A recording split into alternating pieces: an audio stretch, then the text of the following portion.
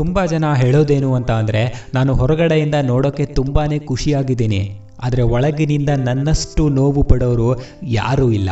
ನನ್ನ ಮನಸ್ಸಲ್ಲಿ ಶಾಂತಿ ಅನ್ನೋದೇ ಇಲ್ಲ.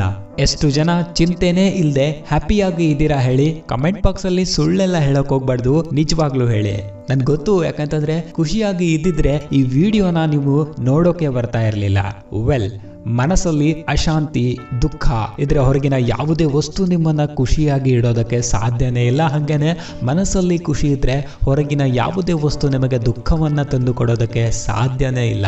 ಕೆಲವೊಬ್ರು ಹೇಳ್ತಿರ್ತಾರೆ, ನಾನು ಒಳ್ಳೆ ದುಡ್ಡು ಮಾಡಿದ್ರೆ, ನನಗೆ ಒಳ್ಳೆ ಲೈಫ್ ಪಾರ್ಟ್ನರ್ ಸಿಕ್ಕಿದ್ರೆ, ಅಥವಾ ನನಗೆ ಒಳ್ಳೆ ಕೆಲಸ ಸಿಕ್ಕಿದ್ರೆ ನಾನು ಖುಷಿಯಾಗಿ ಇದ್ದು ಬಿಡ್ತೀನಿ ಅಂತ. ಆದರೆ ಫ್ಯಾಕ್ಟ್ ಏನು ಅಂತ ಅಂದರೆ, ಇವೆಲ್ಲ ಸಿಕ್ಕಿರೋರು ಎಷ್ಟರ ಮಟ್ಟಿಗೆ ಖುಷಿಯಾಗಿದ್ದಾರೆ ಅನ್ನೋದು.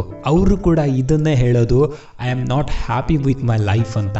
ಯಾವುದೇ ಸಿಚುವೇಶನಲ್ಲಿ ನಮ್ಮ ಮನಸ್ಸು ಖುಷಿಯಾಗಿರಬೇಕು ಅನ್ನೋದಾದರೆ ಈ ಮಾತುಗಳನ್ನು ನೆನಪಲ್ಲಿಟ್ಕೊಳ್ಳಿ. ನೀವು ಲೈಫಲ್ಲಿ ಖುಷಿಯಾಗಿ ಇರಬೇಕು ಅಂತ ಅಂದರೆ ಅದನ್ನೇ ಮಾಡ್ತಾ ಇರಿ. ಯಾವುದನ್ನು ಮಾಡಿದ್ರೆ ನೀವು ಖುಷಿಯಾಗಿ ಇರ್ತೀರಾ ಅಂತ. ಜನ ಹೆಂಗೆ ಅಂತ ಅಂದರೆ, ಯಾವಾಗ ಅವರ ಲೈಫಲ್ಲಿ ಅವರದ್ದೇ ಆದಂತಹ ಜವಾಬ್ದಾರಿಗಳು ಬರ್ತವೆ, ಅವರಿಗೆ ಖುಷಿ ಕೊಡುವ ಕೆಲಸವನ್ನು ಮಾಡೋದೇ ಬಿಟ್ಬಿಡ್ತಾರೆ. ಅದಕ್ಕೋಸ್ಕರನೇ ಅವ್ರ ಹತ್ರ ಎಲ್ಲಾನೂ ಇದ್ರೂ ಕೂಡ ಸಂತೋಷವಾಗಿ ಇರೋದಿಲ್ಲ. ನಿಮ್ಮ ಲೈಫಲ್ಲಿ ಏನೇ ನಡೀತಾ ಇರಲಿ ಗುರು, ನಿಮ್ಮ ಮನಸ್ಸನ್ನು ಖುಷಿ ಪಡಿಸೋದಕ್ಕೆ ಅಥವಾ ನಿಮ್ಮ ಆತ್ಮ ತೃಪ್ತಿಗಾದರೂ ಅದನ್ನು ಮಾಡೋದನ್ನು ಯಾವತ್ತೂ ಬಿಡಬೇಡಿ.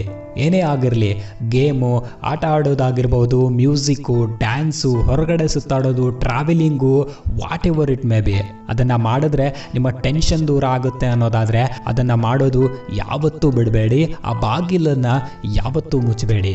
Stop overthinking guys. ಕೆಲವೊಬ್ಬರ ಹ್ಯಾಬಿಟ್ ಹೇಗಿರುತ್ತೆ ಅಂತ ಅಂದರೆ, ಚಿಕ್ಕ ಚಿಕ್ಕ ವಿಚಾರಗಳಿಗೆ ತುಂಬಾ ಯೋಚನೆ ಮಾಡ್ತಾರೆ. ಇಂಥವರು ಭಯ ಮತ್ತು ಚಿಂತೆಯಲ್ಲಿ ಬದುಕ್ತಾ ಇರ್ತಾರೆ.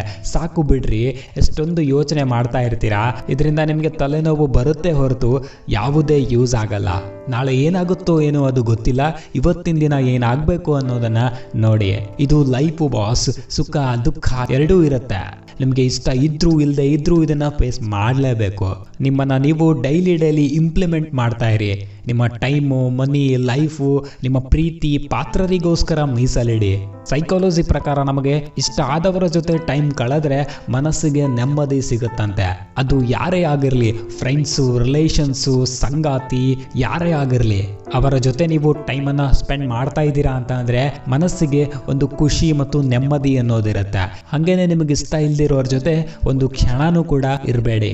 ಈ ಸಂತೋಷ, ದುಃಖ ದುಬಾರಿ ಏನಲ್ಲ ಗುರು, ಇದರ ರೇಟ್ ಜಾಸ್ತಿ ಏನಲ್ಲ. ಆದರೆ ಅದನ್ನು ಇನ್ಯಾವುದೋ ಅಂಗಡಿಯಲ್ಲಿ ನಾವು ಹುಡುಕ್ತಾ ಇದ್ದೀವಿ ಅಷ್ಟೇ.